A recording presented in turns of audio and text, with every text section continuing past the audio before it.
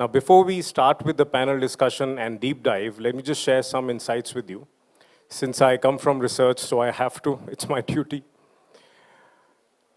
If you look at the sales of houses more than 1.5 crores, which could be endless, like, I'm just keeping it very open-ended, 1.5 crores and above. And I know you must be thinking there's hardly anything that's coming in 1.5 crores. But if I put high-end, premium, and the real luxury segment together, then the sales of these three segments last year alone was about 40% of all the sales that we managed in the 7 cities.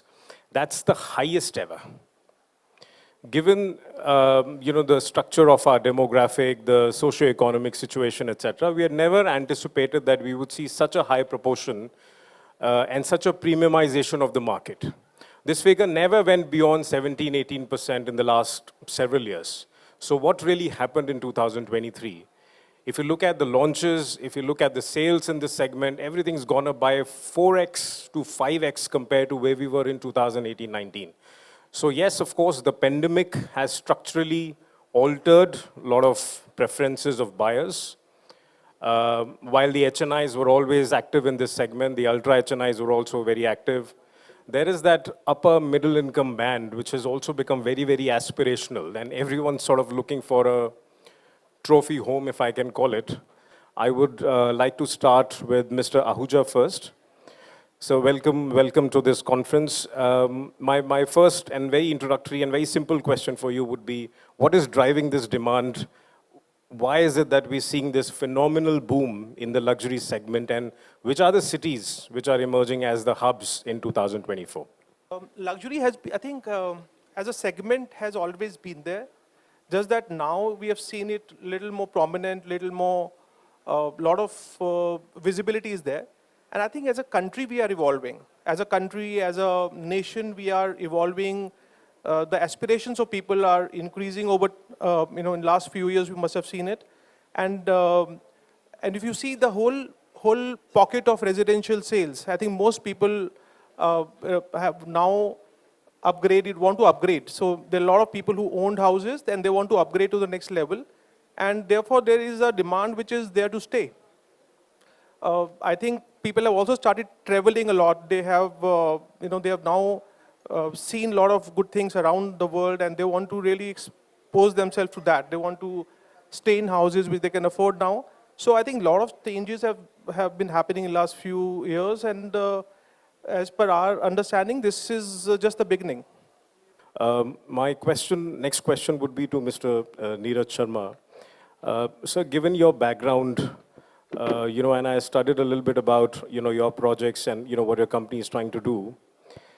Luxury has always been synonymous with large developers, large branded developers who have a very target catchment. And that catchment is often very, very loyal. For example, there's just one big example that we can quote, which is DLF. We all know the projects that are being launched in Gurgaon, and what I've been told is that in the recent project, it's by invite only. How challenging is it for a relatively smaller entity to survive in this segment and thrive? And are you able to customize your offering vis-a-vis the rapidly evolving expectations of HNIs which dominate this segment? Yeah, thank you. Good evening, everyone. Yeah, definitely, there are some challenges we are facing for customization in the luxury, but this is a this is the first project for luxury segment, and we are dealing with the customization for the space and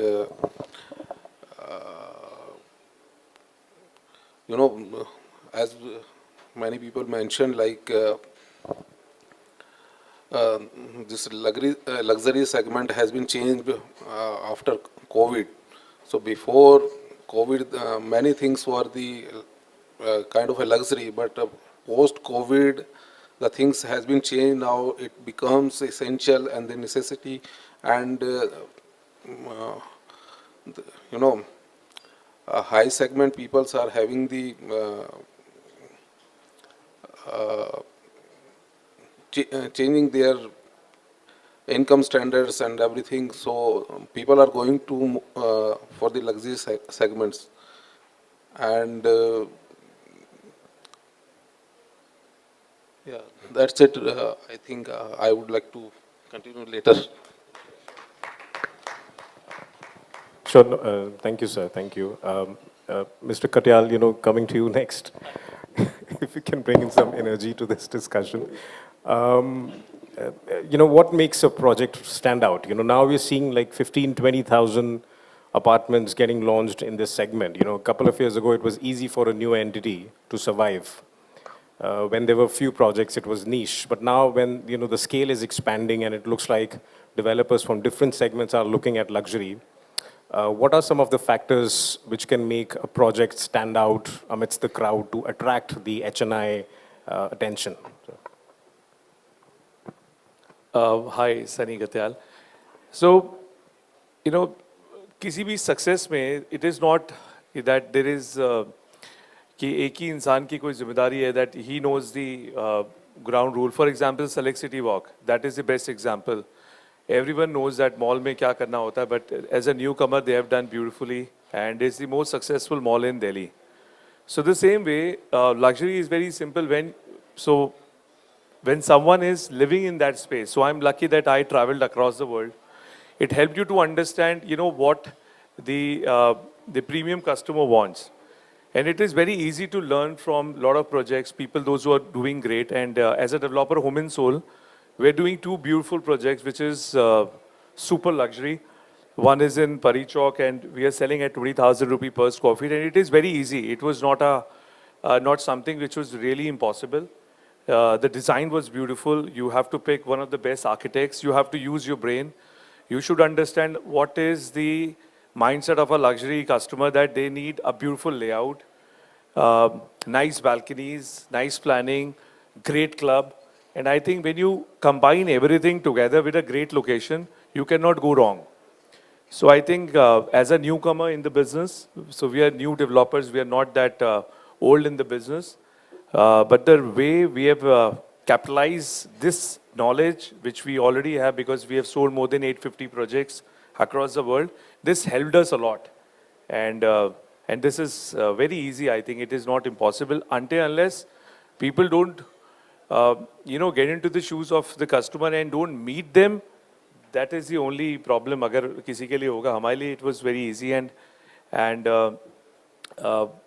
even जैसे अभी sir से पहले पूछा था, so there are a lot of new developers.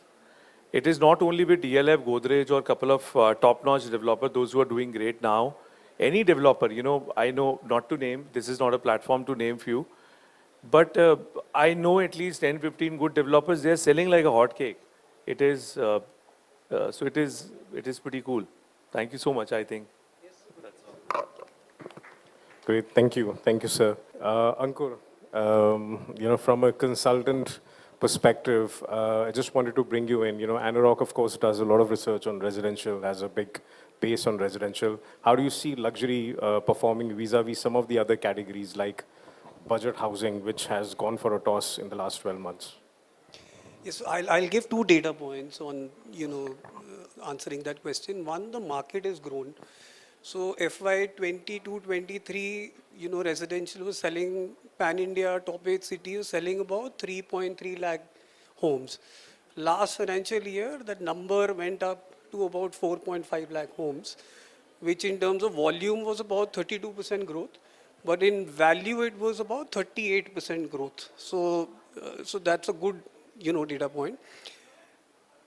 Coming to the second part of your question, I'll answer the two end of spectrum.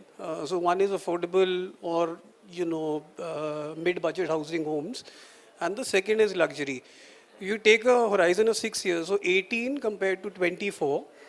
In 18, the share of luxury, supply that came into the market was 9%, and affordable homes were about 42% of the entire pie. 6 years down the line, last year, that number, the 9% number has actually grown to about 27% of the supply came in for luxury homes. And the affordable homes, actually the number went down from 42 to about 19%. The reason why the affordable housing supply is not kind of gone up is one, the margins are very skewed for developer. Margins are very good. And there is customer acceptability. Hence, the market is growing towards the luxury space. Ashwini, talking about developers and talking about margins, clearly if, as Ankur said, affordable or mid-income is not that exciting anymore, then maybe more and more developers will now move towards luxury. What sort of funding sources or avenues are available for them? Are institutional investors looking at what sort of activities happening in this segment? Hi, good evening, everybody. Since I head the capital markets for Colliers International, so I'll be more directed towards numbers in terms of how the monetary movement is into the country. Last year, around 2023, I think we witnessed somewhere around 5.4 billion. Just correct my numbers, Abhinav, on this since you're also a research personnel. So around 5.4 billion was invested as an institutional investment into the country, out of which residential accounted somewhere around 15%, give or take, which was an annual increment of around 20%. Even in Q1 for 24, we have somewhere around $1 billion invested, with residential being similar, around 15 to 20%. Now, coming to the question of what you rightly asked in terms of sources of funding, how it has to be taken, post-RERA, the consolidation happened a lot. And it separated men from the boys. And what we see luxury, what we call luxury, is coming from the graded players stepping into the market. Now, if I have to name, say in Gurgaon NCR, we have DLF stepping in after 7-8 years, striking a complete boom in the market and how luxury has to be treated. And then we have, say, Heinz or Oberoi in Foray. Then you have Emaar coming in picture. Then you have Signature Global. All these graded guys were aiming for luxury. Now, with these players, or with these graded players, not only in NCR, even in Mumbai and Bangalore or Pan-India and Pune, there has been a track record in terms of timely completion and timely development. As I said, $5.4 billion were invested last year, out of which you can say 15% residential, but even from that, around 57-60% were domestic investors. And as the trend said, as we rightly are also evaluating something, these domestic investors are partnering with a notch level to acquire land, to invest into land as a preferred equity or in terms of a relaxed debt so that the developer is able to perform and deliver the product.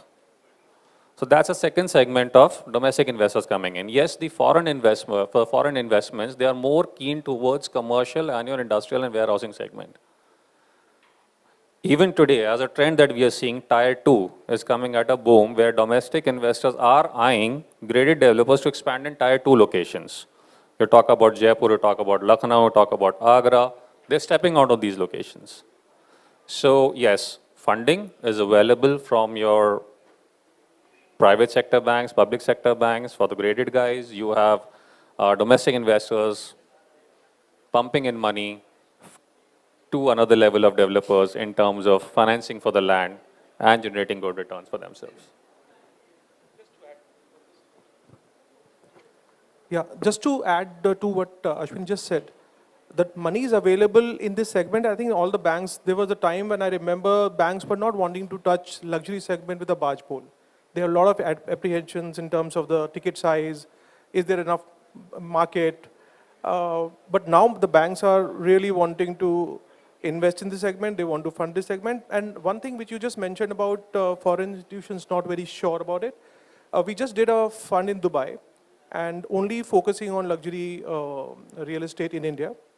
And we were pleasantly surprised that there was a lot of interest on that. Yes. And a lot of people want to invest in Indian luxury segment now, and that's something which is really good news for all of us sitting on this podium today. And we see a lot of traction in terms of fund movement now, even from overseas, apart from the Indian domestic investors. Great. So the banks are excited. HNIs are excited, developers are excited, but there's one stakeholder that can always be a dampener and can act naughty, and that's the government, right? And they did act naughty last year, where in the budget they put in that cap on capital gains up to 10 CR for, I'm forgetting the actual interpretation, but that's become active from 1st April. My question to both of you actually, is it acting as a dampener in terms of demand? What are you seeing in the market? So whether it's a dampener or not, it's a little too early in the life stage for one to kind of comment. But you are right that it was a big incentive, which was there into ultra high, luxury ticket prices which were there.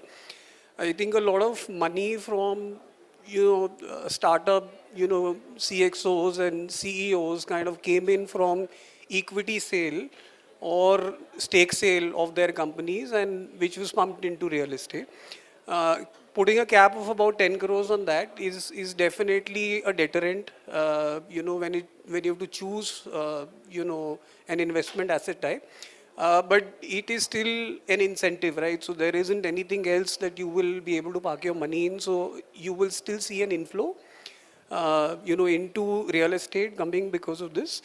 Whether there will be an impact, because the quantum of these transactions are not very large. In the very high ticket size, you might see some, effect of this. In anything below ultra luxury, I think, the incentive still kind of stands.